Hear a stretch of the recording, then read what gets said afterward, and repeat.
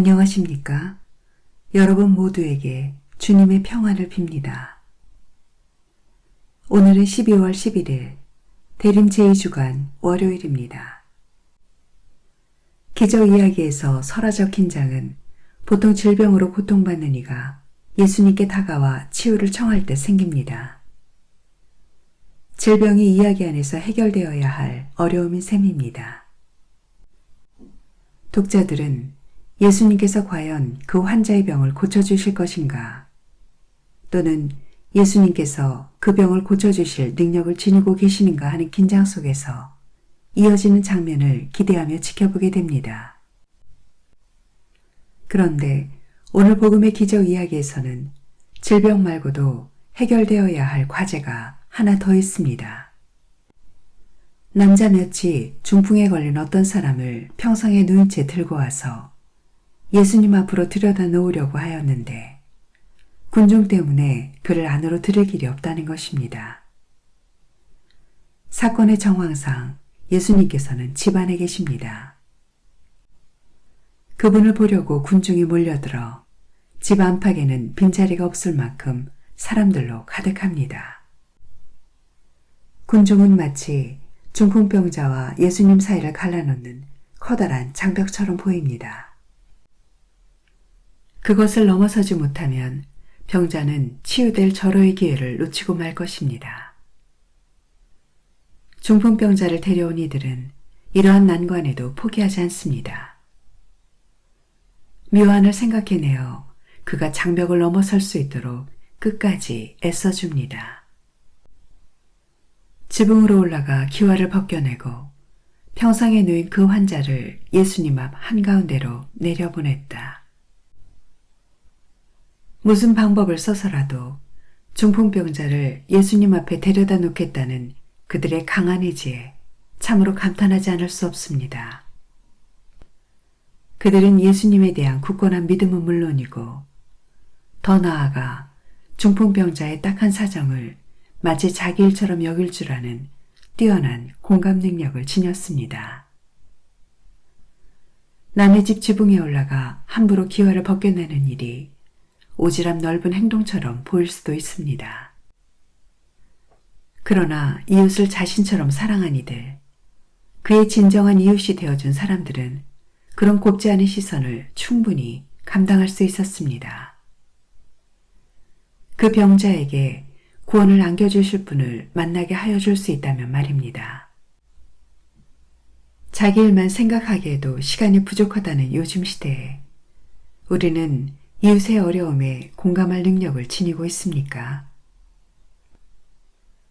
부족하다고 여겨지면 그러한 능력을 키워나갑시다. 이웃사랑의 실천은 공감하는 데에서 시작합니다. 아멘.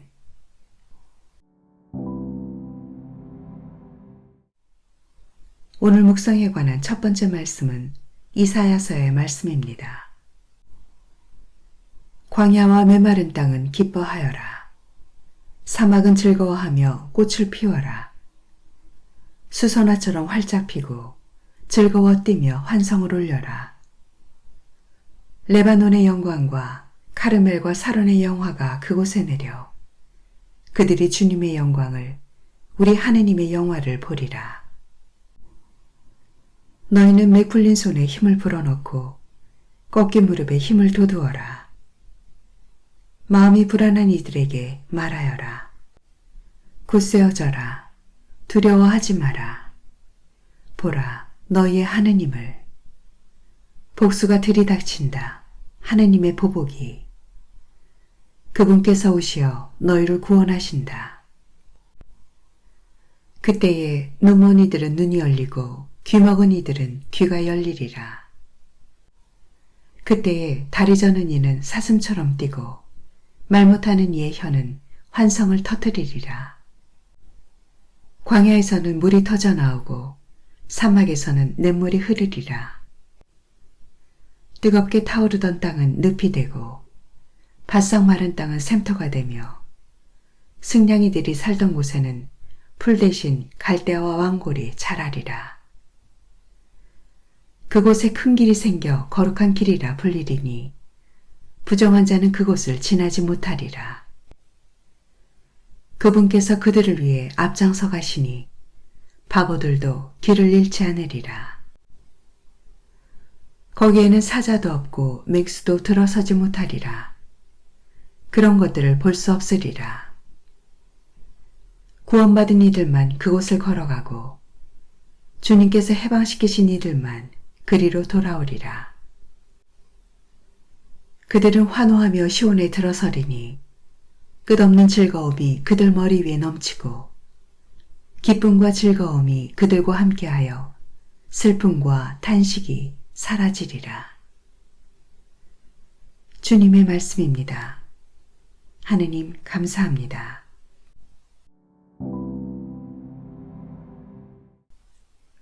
루카가 전한 거룩한 복음입니다.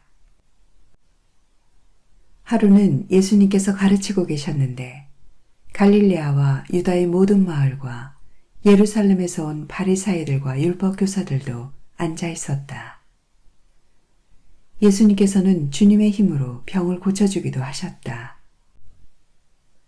그때의 남자 몇이 중풍에 걸린 어떤 사람을 평상에 누인 채 들고 와서 예수님 앞으로 들여다 놓으려고 하였다.